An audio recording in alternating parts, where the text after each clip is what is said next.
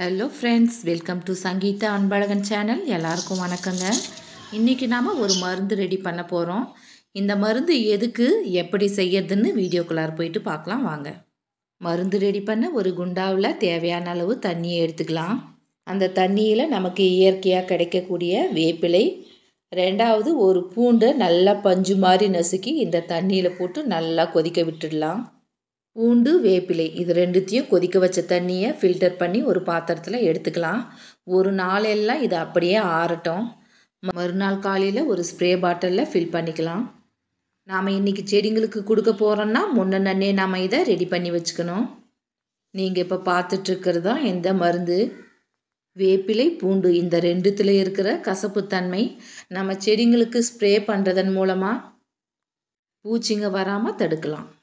அதே போல் ஒரு சில செடிங்க நல்லா பூத்துனே இருக்கும், திடீர்னு பார்த்தா காஞ்சு போயிடும். அதுக்கு காரணம் என்ன அப்படின்னா வேரில் இருக்கிற அந்த விஷப்பூச்சிங்க தான். அதுக்கு நாம் என்ன செய்யணுன்னா, ஒரு அன்னக்கூடை நிறைய தண்ணி எடுத்துக்கலாம். அந்த அன்னக்கூடை தண்ணிக்கு 1 லிட்டர் அளவுக்கு இந்த வேப்பிலை, பூண்டு கரைசலை எடுத்து நம்ம செடிக்கு நார்மலாக எப்படி தண்ணி ஊற்றுவோமோ அதே மாதிரி ஊற்றினா செடிங்க காஞ்சு போகாமல் பாதுகாக்கலாம். இப்போ நான் ஸ்ப்ரே பாட்டில் ஃபுல்லாக அந்த கரைசலை நிரப்பிக்கினேன். ஒவ்வொரு செடிக்காக இப்போ நான் கொடுத்துன்னு வர போகிறேன். இந்த மாதிரி செய்கிறதன் மூலமாக இலைங்கள்லாம் பூச்சி அடிக்கிறத நம்ம தவிர்க்கலாம்.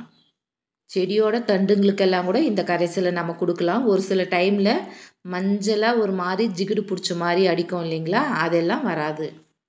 மாதத்துக்கு ஒரு முறை இந்த கரைசலை நம்ம கொடுத்தாலே போதும், செடி நல்லா அருமையாக வளரும், நல்லா பூவும் பூக்கும். காலையிலேயே பூக்கள் எல்லாம் அறுத்துட்டதுனால செடியில் பூக்கள் குறைவாக இருக்குது. வீடியோ எடுக்கும்போது செடிங்களில் சுத்தமாக பூக்களே இல்லாமல் இருந்தால் நல்லா இருக்காதுன்றதுக்காக 1-2 பூக்களை நான் வீடியோவுக்காகவே விட்டு வச்சேன். அதே போல் செடிங்களில் நிறைய மொட்டுக்கள் இருக்கும், ஆனால் பூக்கிற சமயத்தில் எல்லாமே கீழே உதிர்ந்து போயிடும். அதுக்கு காரணம் என்ன அப்படின்னா சத்துக்கள் பற்றாக்குறை தான். அதுக்கு என்ன செய்யலாம் அப்படின்னா, நம்ம புளிச்ச மோர் இருக்குது இல்லைங்களா, நிறைய புளிச்சிட்ருக்கு பாருங்கள், அதை நாம் கீழே எடுத்து வேணாம் அப்படின்னு வேஸ்ட்டு போல் கீழே கொட்டிடுவோம். இனிமேல் அப்படி செய்யாதீங்க. அந்த புளிச்ச மோரில் எந்த அளவுக்கு நிறைய தண்ணி கலக்க முடியுமோ அந்த அளவுக்கு தண்ணியை நல்லா மிக்ஸ் பண்ணிக்கோங்க. அந்த புளிச்ச மோரில் நிறைய சத்துக்கள் இருக்குங்க. இதே போல் ஒரு ஸ்ப்ரே பாட்டிலில் ஊற்றி செடிங்க மேலே நல்லா ஸ்ப்ரே பண்ணினே வந்தால் மொட்டுக்கள் உதிராது.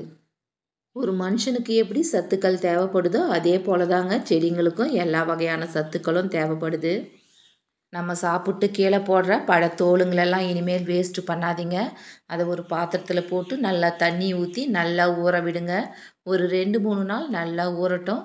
ஊறின பிறகு அந்த தண்ணியை ஃபில்டர் பண்ணி எடுத்துன்னு போய் செடிங்களுக்கு ஊற்றி பாருங்கள், பூக்கள் செம்மையாக பூக்கும். முக்கியமாக தாய்ப்பால் மாதிரி மழை தண்ணி தாங்க. மழை பெய்யும்போது நிறைய பாத்திரத்தில் பிடிச்சி வச்சுக்கோங்க.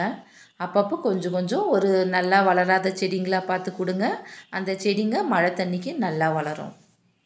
எங்கள் வீட்டு செடிங்களை பாருங்கள், எவ்வளோ அழகாக பூத்துருக்குது. ஒரு நந்தவனம் போல் இருக்குது. இதை பார்க்கும்போதெல்லாம் மனசுக்கு எவ்வளோ ஒரு சந்தோஷமாக இருக்குது தெரியுங்களா. இதை விட வேறு என்ன சந்தோஷங்க வேணும். நம்ம கையால் ஒரு செடியை வச்சு அது பூ பூக்கும்போது நம்ம மனசுக்கு எவ்வளோ ஒரு சந்தோஷம். இதுக்கு ஈடு இணை வேறு எதுவுமே இல்லைங்க.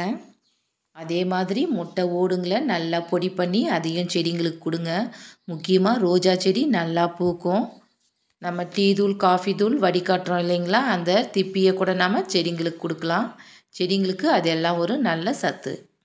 ஹார்ட் ஒர்க் நெவர் ஃபெயில்ஸ்ன்னு சொல்லுவாங்க. எதுவுமே நமக்கு ஈஸியாக கிடைச்சிடாது, நம்ம கஷ்டப்பட்டால் தான் கிடைக்கும். 9 மணிக்கு வீட்டில் பசங்க, வீட்டுக்காரரு எல்லாருமே கிளம்பிட்டாங்கன்னா அதுக்கப்புறம் தினமும் 1 மணி நேரம் 2 மணி நேரம் இந்த செடிங்களுக்காக நான் வேலை செய்வேன். கொத்துறது, எருவு போடுறது, இந்த மாதிரி மருந்து கொடுக்கறது, இந்த மாதிரியான வேலைங்களெல்லாம் செய்வேன். அதனால தான் இவ்வளோ நல்லா பூக்குது செடிங்க. இந்த ஒயிட் கலரும் ரோஸ் கலர் செம்பருத்தி மட்டும் எப்பயுமே லேட்டாக தான் மலரும். வாழைப்பழத்தோலெல்லாம் எங்கேயாவது நிறைய இருந்தாக்க நான்லாம் வெக்கமே படமாட்டேன். அதை எடுத்துன்னு வந்து செடிங்களுக்காக அதை காய வச்சு மிக்சியில் போட்டு நல்லா பொடி பண்ணி, அந்த வாழைப்பழத்தோலில் நிறைய சத்துக்கள் இருக்குது, அதையும் செடிங்களுக்கு கொடுப்பேன்.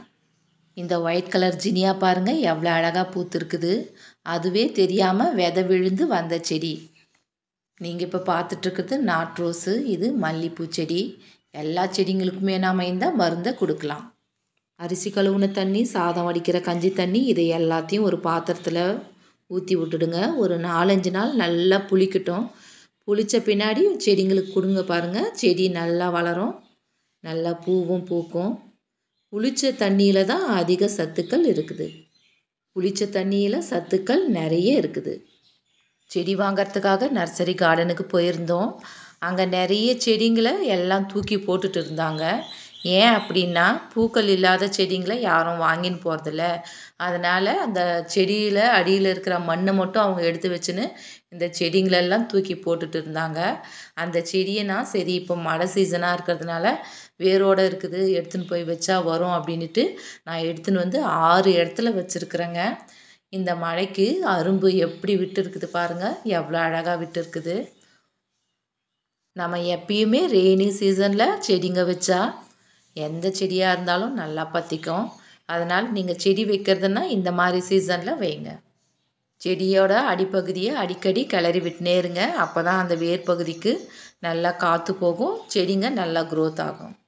நீங்கள் இப்போ பார்த்துட்ருக்கிற செடிங்க எல்லாம் ரோஜா செடிங்க தாங்க. அவங்க வேணான்னு தூக்கி போட்டிருந்த செடிங்க தான். இங்கே வந்து எவ்வளோ அழகாக துளிர் விட்டு இருக்குது பாருங்கள். அதே போல் செடிங்களை பூத்து முடிஞ்ச பிறகு அடிக்கடி கட் பண்ணி விட்டுனே இருங்க. அப்போ தான் புது புது கிளைங்க வந்து பூக்கள் வந்து நிறைய பூக்கும்.